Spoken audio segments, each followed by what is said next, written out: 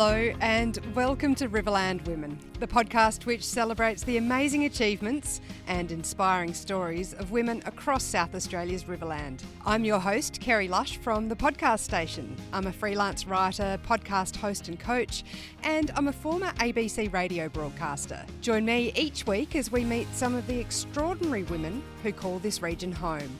This is Riverland Women.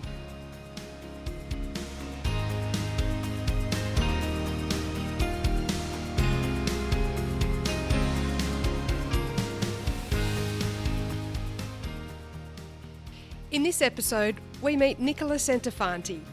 She is a proud Riverlander who calls Winkie home. That is, when she's not sitting in Parliament as a member of the Legislative Council of South Australia. Within the Liberal Party, she holds a number of titles, including Leader of the Opposition in South Australia, Shadow Minister for Regional South Australia, Primary Industries and Water Resources, and the River Murray. She has also had a 15-year career as a veterinarian. So how did a regional vet end up in politics? This is Nicola's story. I'm a girl from Winkie, and that's really the heart of it. I was born and bred here in Winkie, and I went to the local primary school, Our Lady of the River, for my primary schooling, and then went off to Glossop High School for my senior school. I grew up in the Riverland. I love the Riverland. I went over to, after I graduated from high school, I was really fortunate enough to get the TER to get into veterinary science. But back in those days, and I'm showing my age now, there wasn't a veterinary school here in South Australia. So there was a veterinary school in Melbourne, in Sydney, in Brisbane, and in Perth over in WA. And I got into veterinary science over in Western Australia, and so as a very young 18-year-old, I'd only just turned 18 in February of the year that I headed over to Western Australia. I made the travel over to Perth and I studied veterinary science for 5 years, and I made some wonderful friends over in WA. But I always knew that I wanted to come back to South Australia. I love the people and I love the places, and so when I graduated in 2004, I headed back to South Australia, and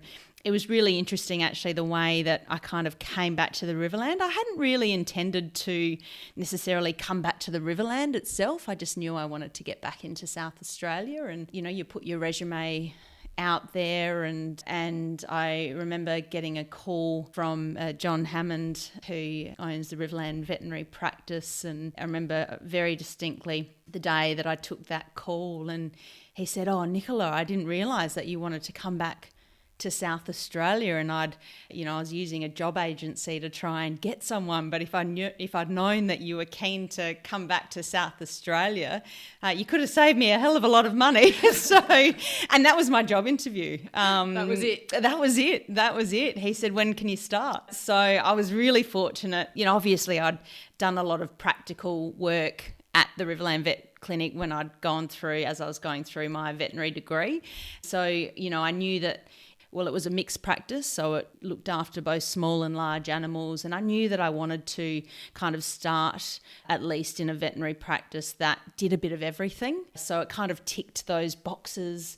John was always great in making sure that he kept up with the latest technology. So, in terms of the tools that you had as a vet, I knew that it sort of ticked that box in making sure that the tools that I needed were going to be at my disposal. And so I took that job and thinking, well, I'll at least do a couple of years in mixed practice and see what happens there. And 15 years later, I was still there. So, which speaks a lot for the Riverland Veterinary Practice. It really does. Yeah, It's a great environment and a great place to be a vet. It must have been pretty daunting heading off after living all your life here in the Riverland and heading to an entirely different state, a long way away, to study. How did you find that at the time?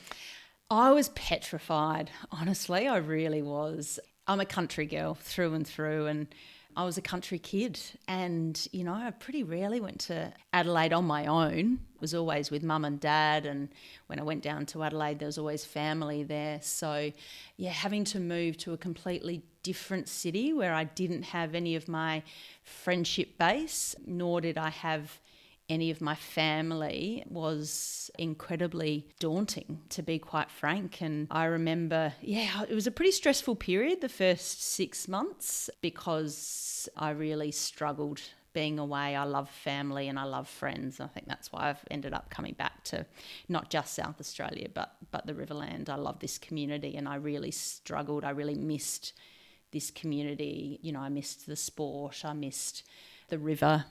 So there were so many things that I missed. So I'd say the first 6 months was a pretty stressful time. And I remember, you know, Mum and Dad saying to me a couple of years later, saying, we were a bit worried about you there for the first, you know, sort of 6 to 12 months. We weren't sure whether you'd stick it out. I lost a lot of weight just from being stressed. But in saying that, though, in my first couple of months, I met some wonderful people. I met some mates through the veterinary degree who I continue to be friends with now. So what I would say to other young people out there that, you know, are thinking about taking a big step and moving away, you know, I'm not going to sugarcoat it. It's tough, but you grow from that experience. I grew a hell of a lot from that experience. And at the same time as well, you meet wonderful people and you make lifelong friendships that you wouldn't otherwise. So if I had my time again, I wouldn't change a thing. I'd still do exactly what I did. But I'm not necessarily saying it wasn't a tough thing to do. You hear a lot about the stress that vets are under these days. How did you find that as an industry to be involved in? Kerry, at the moment there's a lot of conversation around the veterinary industry. We know that the veterinary industry have a higher suicide rate than any other profession, certainly here in Australia. For me, it was an incredibly fulfilling profession, but again, not without its challenges. So there were a lot of highs and lows in the veterinary profession. I, again, was really, really fortunate throughout my career as a veterinarian to have a wonderful support structure, both within the profession itself and then external to the profession, you know, with friends and family. So I was incredibly fortunate, to have a lot of support, and I think that really helped me through the highs and the lows. It is difficult, and just to give you, I guess, a little bit of an overview of what a day could be, particularly if you were on call, it might be that, you know, your day might have started at 1 a.m. in the morning where, for instance, you might have had a puppy or a bitch that's whelping, having puppies, and so your day might start doing a cesarean at,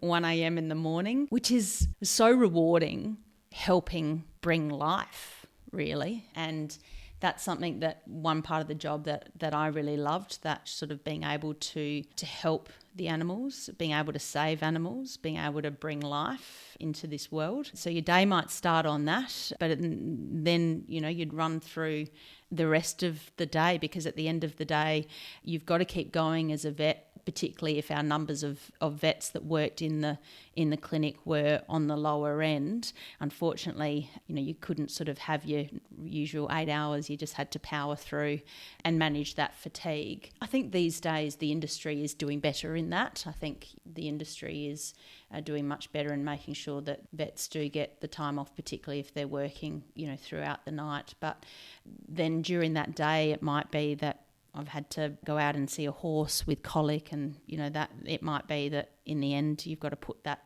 horse down. So you go from the high of bringing life into this world to the low of having to put animals down. And sometimes though euthanizing animals is certainly it's part of veterinary profession, but I think the thing that used to get me from time to time is when you'd have to euthanize an animal that that didn't necessarily need euthanizing, and that's kind of the tough thing as a vet. I know that that's what a lot of vets struggle with in the industry. So lots of highs and lots of lows, but overall, it's a wonderfully rewarding profession, and I think we are getting better at the way that the general public treat vets and the veterinary profession.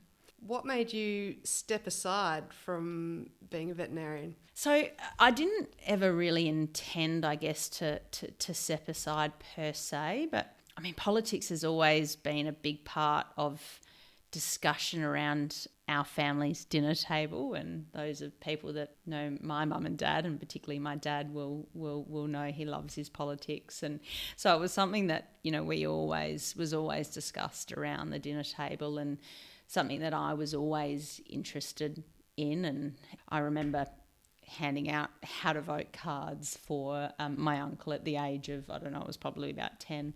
Probably not that quiet, I'm sure it wasn't illegal, but but at a younger age, handing out how to vote cards for my uncle, and always being involved in the Liberal Party in one way, shape or form. And as I kind of got older, and particularly I guess in the veterinary profession and working alongside agriculture, for me the telling thing was knowing how decisions that were made in parliaments, whether that be federal parliament or state parliament here in Adelaide, how those decisions impact farmers and agriculture practically on the ground. And I think that really was kind of born my interest, particularly in policy. And as I was continuously involved in the Liberal Party, someone asked me to consider chairing one of the local branches, and I accepted that, and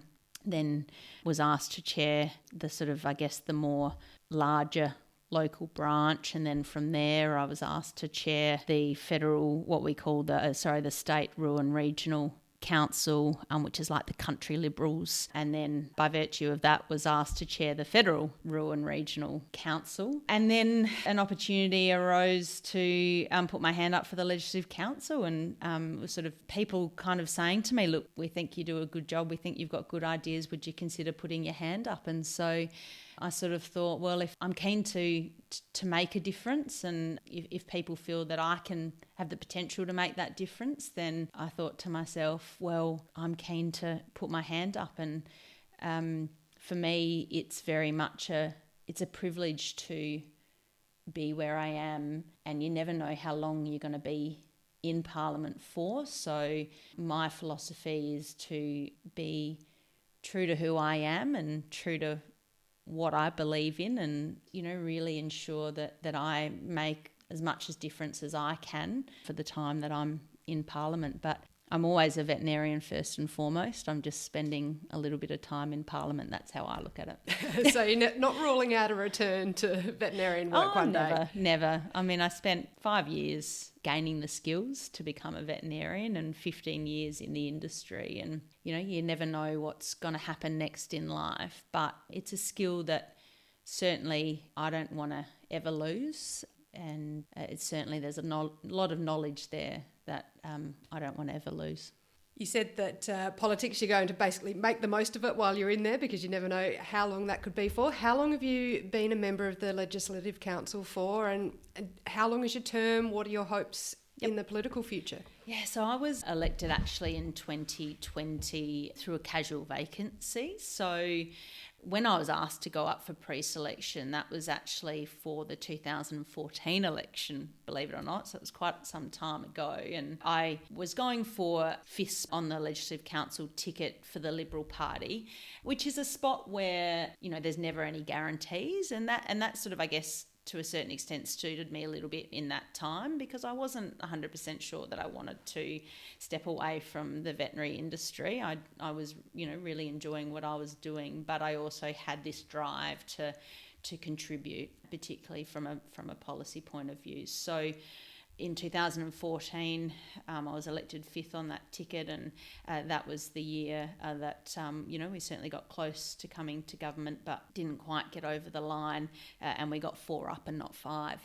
And I think it was certainly meant to be at that point in time, because during that election, I actually found out I was pregnant with my twin girls. So I think it really was meant to be that was the time that I wasn't going to enter Parliament. And then I had my 3 children and continued to work as the local vet. And then in 2020, Andrew McLaughlin, who was then a member of the Legislative Council, decided that he wanted to go into the Senate. So he created a vacancy, which basically means it wasn't in an election cycle. So it was a very internal process, and I was fortunate enough to be elected into that position. And it was at the height of COVID. So that was really interesting and bizarre, to be honest, coming into Parliament during that time. I remember when getting sworn in to Parliament, and normally the galleries full with friends and family. I was really fortunate enough to be able to have my husband and my 3 children, mum and dad and my sister, and that was it, because of obviously the restrictions at that point in time, and we all had to sit, everyone had to sit 1.5 metres away from each other, and we didn't even have the whole of the council sitting because, of course, of those restrictions. So it was a really interesting, strained time also, I think, to enter Parliament. Obviously there were a lot of restrictions that were on during that period of time, and I just remember, I guess, the kind of devastation I felt for people and their families when people passed away and members of their families weren't even able to attend funerals. It was a really tough time, I think, for, obviously not just South Australia, but for the nation and globally. I'll never forget that time, and I'll never forget the absolute privilege that I felt, particularly during that period of time, of being able to represent my community and the wider community of South Australia, and in particular regional South Australia, because that's where my heart lies. So it really is an honour being in the Legislative Council. I was then fortunate enough to be re-elected, so I was actually on the ticket for the 2022 election at number 3, and I was fortunate enough to be then re-elected. So I'm in Parliament until 2030. So even if nothing happens now, it's 10 years by the end that I'll be in Parliament. And I have a bit of a philosophy that if you can't achieve what you want to get achieved in that period of time. And for me, it's really about seeking some changes, some practical changes for people on the ground. That's what I'm striving for over the next course of the next, it's what I have been striving for over the last 4 years, and it's what I'll continue to strive for over the next 6. And then, we'll take stock in 2030 and see where things are at. Now, you haven't sat idle since you've become a member of the Legislative Council. What's your role now? Yeah, and I think, like I said, that's certainly my philosophy, is that, I just always want to do my best to do as much as what I can for the people of South Australia. And I was actually fortunate enough to be elected by my peers, so my colleagues, to lead the Liberal Party in the upper house. And that's been an incredible honour again for me to have the confidence of my colleagues, for them to put their faith in me, to lead them as a team. And it's something that I don't ever take for granted. I think being a leader is as much listening as it is doing, and I try and do that very much on a daily basis with my team. I am also very fortunate to be Shadow Minister of Primary Industries, and coming from a horticultural background, having grown up on a citrus farm with my folks and my family, and then obviously being a veterinarian for 15 years, the primary industries portfolio, I think, really suits me to a T, and I just love representing that community every single day. I also am Shadow Minister for Regional South Australia, which makes me incredibly excited, because I think, regional South Australia is really the backbone of our state's economy, and we need to make sure that as regional communities, we are receiving our fair share of the pie in terms of support and infrastructure. So I'm always championing the regions, particularly to my city colleagues. And then I'm also Shadow Minister for Water Resources and the River Murray, and obviously having grown up in the Riverland and, being part of an irrigation community, certainly I'm in a good place to make sure that whilst we are always looking to conserve our natural environment and, to look after our waterways, particularly our rivers, it's balancing that up with, obviously the incredibly important function of food production, food and fibre production for our state and for our nation and for our regional communities, and particularly our river communities, ensuring that they are economically viable going forward. So I've got a few roles, and I love each and every one of them separately, and also obviously though they do really go very much hand in hand. Obviously, water is a huge requirement in agriculture and in primary industries, and obviously the majority of our primary industries and agriculture are based in the regions, so they really fit really well together. And I wake up every day thinking, how can we make regional South Australia a better place to be, and how can we as government ensure that we're pulling the levers to do just that, but also making sure that we are getting out of people's ways, because industry, small and medium businesses are at their best when there's minimal government interference, I truly believe. So that's always in the back of my mind in every decision that I make for not just the regions, but for South Australia more broadly in the Parliament. What do you consider your greatest political achievement so far?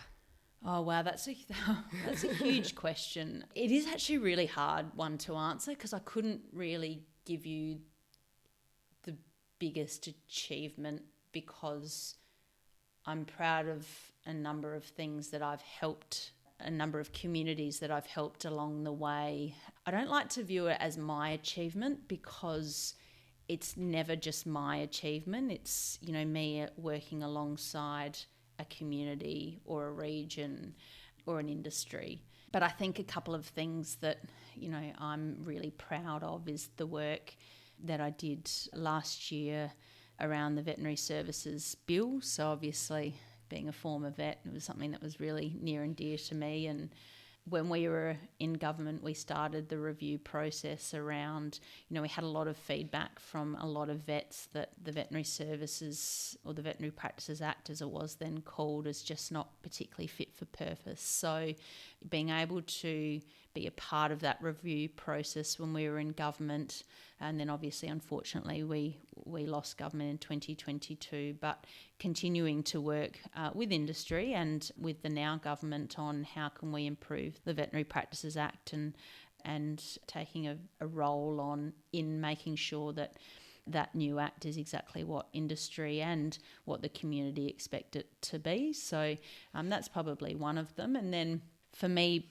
I guess sort of outside my portfolio, I've been doing some recent work in regards to prostitution reform, and this actually came out of, I sat on the select committee when I was first in Parliament into looking at full decriminalisation of prostitution, and during that committee period we had lots of witnesses come before the committee, and we heard lots of submissions. And the thing that I got out of that committee process was that there are a lot of different views as to how we can reform the law around prostitution.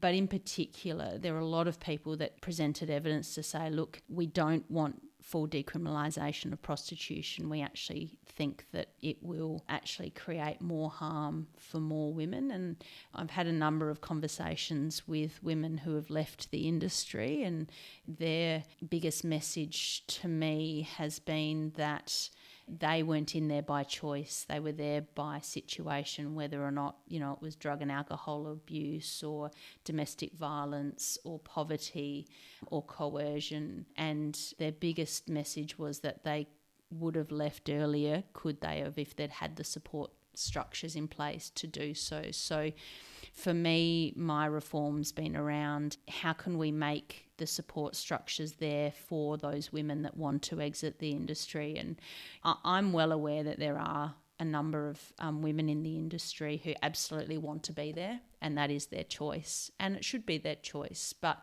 there's a lot of women that are there not by choice, and for me it's about how do we provide the support services for them to be able to leave that industry. That's a tough one, isn't it? It's a massive issue, and I recently put my bill to a vote, and unfortunately it was unsuccessful went down by one vote, but it's the first time it's actually a reform like that's been put through a parliament in Australia. So I'm pretty heartened actually by that vote, that yes, it didn't succeed, but we only lost by one vote, and I think that really speaks to the merit of that reform. So I think there's still things that can be done in this space into the future. How gruelling is the schedule of a regional politician? A lot of time on the road. I mean, I think it's as busy as what you want to make it. I think at the end of the day, it's a bit like everything we want to do, or everything that we do. But for me, I really want to make sure that I am truly representing regional South Australia and primary industries. And so for me, I do spend a lot of time on the road, and that I guess comes with a little bit of a cost in regards to family life. I'm really fortunate to have a husband who is so incredibly supportive and so fantastic with our kids. And he and I have both got family here in the Riverland who are amazing support, and I couldn't do it without, again, family and friends as well. We've got wonderful friends that, if family are unavailable, are happy to step in. And that's really what I think regional communities are about. It's that old saying, it takes a village to raise a child. And I really feel like particularly in the Riverland, but I've no doubt that this is exactly what it is across our regions in South Australia, that we're always a can-do community and a really supportive community. And that's why I really wouldn't live anywhere else. I don't think. I'm a country girl through and through, and although I like visiting the city, I can't stay there for too long. So there's a lot of up and back from the city. But for me, it's really, when you hit the top of Accommodation Hill and you see the vastness, that's where I can feel the things lifting from the shoulders. It's until you hit the roadworks. Until you hit the roadworks. But I always like to think, though, that roadworks are there for a reason, and that means that we're becoming more productive and we're increasing the safety of our regional roads. So, yeah, apart from a little bit of frustration of waiting, I don't mind that, because it means that our regional roads are getting attention. But, yeah, I think the tranquility of living in the country. I was fortunate enough, last weekend to spend a couple of hours out on the boat on the river with my son, and it's just a great place to live. It's so calm. What do the kids think about what you do, or do they really understand it? They understand that I go to Parliament, and they understand that I'm sometimes on the TV and sometimes on the radio and sometimes in the newspaper, and I think they understand that I'm trying to make things better for South Australia and for communities and for individuals. But I'm not really sure, how much they understand in terms of what it is that making... I mean, I've explained to them that, I help make the laws. And, I think they understand that I'm doing something to hopefully make South Australia a better place into the future. And that's the message that I always try to give them, because I think it is a little bit hard for them, for mum always to be in Parliament or, doing things. And I bet all the important school events always happen in sitting weeks. Always. And unfortunately, I have to prioritise Parliament, the sitting days of Parliament, because that is really, really important. But when I'm home, I try and prioritise the kids as much as what I can as well. I think it's about the quality of time that we spend with them, because I don't necessarily get the quantity. I try and make sure that the time that I spend with them is quality. So, like I said, getting out on the boat with my son, or helping the girls with their netball, or being in the production team for the Junior Riverland Musical Society. That's the ways that I spend time with my girls, and obviously get to be part of a great community organisation. So, I think it's really about the quality, and absolutely, I think, they miss me, and I miss them absolutely terribly. But that's the sacrifice that you make with this kind of role. And like I said, I know I won't be here forever, so I just want to do the best that I can do for the time that I'm here. Nicola, thanks so much for having a chat to me on the Riverland Women podcast. Thanks so much for having me, Kerry. It's been an absolute pleasure. That was Nicola Centofanti from Winkie. If you enjoyed this episode, please like and share it on social media or leave a review on Spotify or Apple Podcasts. Thanks for listening to Riverland Women.